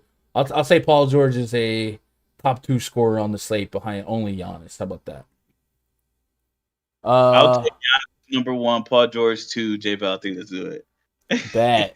Chris Colisandro, the backup center for the Bucks. No, I don't know why people are trying to make that work, but I don't really think there's a need for that. Yeah, I'm not there. 27 minutes in a game that was lopsided blowout. Team needed some size. I'm just not there. So I don't know. I saw people victory lapping that they could pronounce his name. It's like, if your tout can't pronounce his name, you need a new tout. Well, he's not relevant. So whatever. Lock of the night, PG. Lock of the night on Fanduel for me, it's gonna be Jonas Valanciunas. This is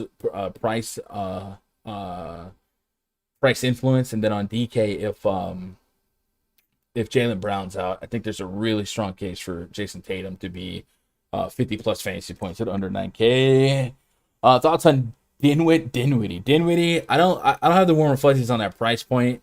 I don't know right now if I would say he'd make the cut for me in 20 lines. I do think he's viable no matter what, but I do think his floor or his ceiling drops a little bit in the absence of, in the presence of Bradley Beal. Last game, a little bit much, right? No Bradley Beal, overtime, all that good stuff. So I don't hate him at 7K, but I don't know that there's a lot of meat left on the bone at 7K. So I'm probably not there unless Bradley Beal's out. Then I can feel a little bit more strong about that, right? Chat, thumbs up. There's no way we're getting 100 likes, right? There's no way. Let's do it. Make that one big push. First clicks to start your lineup on FanDuel. Easily, Jonas Valanciunas won. I think he's egregiously too cheap. I think you can make the case for Lonzo Ball at 6,200 being a little too light in a tight game against the Raptors. But definitely Jonas Valanciunas won. And then just quickly look at, I guess, looking at the player projections would be a little bit better. I'm about to sweep these when I get off the air. If I sort by value on FanDuel. No, I can't say Achua. No. Reggie is still 5,600. Reggie has a little bit of room for upside. I do like point guards against the Blazers. Him and Bledsoe would kind of profile well, but I think one is definitely Jonas Valanciunas, and then I'd make an argument for Lonzo being 2 because Lonzo's been out here getting them stocks, and those stocks are so much more impactful from a fantasy scoring perspective from a FanDuel lineup, right? Anything else? Joker, Cat. If you had a 1v1 raw points, no salary, Nikola Jokic, home giant favorite versus Karl-Anthony Towns in a tighter game. Who do you have more of? Go. That's a good one. I would. Damn. I would probably say Jokic. All right, that's fair. Like I said, Cat did foul out. I don't know if that gets lost in the interpretation when people prepare their lineups. But yeah, Jokic for raw points, and then the Cat I think is a fun correlation to that game stack, right? I think you can, Jonas Valanciunas, Brandon Ingram versus Cat and Anthony Edwards, like that. That'll probably look really, really fun in a lineup if you're sweating. Another question in chat. Jack Phillips says thoughts on Kyle Kuzma or Evan Mobley on FanDuel. I think there's a world where Evan Mobley can be too cheap if he's going to be a 35-plus minute player, and maybe he needs to be 7,500. So FanDuel, I don't mind still chasing that. I haven't been connected with ownership projections yet. I like to absorb my personal, my feelings on the slate before I start looking at ownerships and making some mathematically based decisions. But I definitely think there's a world where Mobley's still too cheap. The other question was thoughts on Kyle Kuzma. So the jury I think is still out on Kuzma in terms of his potential, his involvement, his floor to stealing with and without Bradley Beal. The first game he got there against the Raptors, I think it was 15 rebounds. And that really seemed a little bit more of a anomalaic production, right? But then he followed up with double-digit rebounds, and the shot volume has been double digits as well. So if at worst he's a 32 to 33-minute player, 6,700, I want, probably 35 fantasy points as my median projection, 40 plus. I guess it's still viable, but I would say in this particular spot, if he's going to dance a little bit more with KD than I want him to, and if Bradley Beal's in, my confidence would definitely drop. It can't go up, but I don't think you're crazy for getting there. Maybe he's a little bit more welcoming at 6K on FanDuel, right? Chad, I think that's going to be it. Chronic, man. I appreciate you going a little bit old school. I don't know if you don't you usually work in a day? Yeah, usually. Well, anytime you're around, hit your boy up. Raj ain't gonna be here Wednesday. I think Wednesday's probably a small slate. I don't know. Wednesday might be a bigger slate. So if you end up not going to work on Wednesday, hit your boy up. For sure. I got a couple gaps in my schedule, so I can do stuff like this. Yeah. All right. Well, I'll holler at you in a minute in the RunDFS.com VIP Discord. Much love. Deuces. Astros suck. Click. Get them out of here. Chat, man. Thank you guys so much for being part of this stream. Shout out to Jay Stino. Shout out to AJ Davidson for the last minute subscriptions, man. You guys know how we do it. We'll keep it going every day at 3 p.m. Eastern, 2 p.m. Central, right here on this chat. I will try to get you a preview video tonight to wake up to for tomorrow. Otherwise, I'll be in the RunDFS.com VIP Discord up until lock the voice chat. sweeping my projections, talking plays, answering questions, asking questions. It's not just a me thing. Twitter.com/Gundagger. If you got anything else for me, man, I hope you guys absolutely crush it tonight. I want to see them screenshots. Thank you for making part of my day, be part of your day. I love you guys. Good luck. God bless, and go win some money.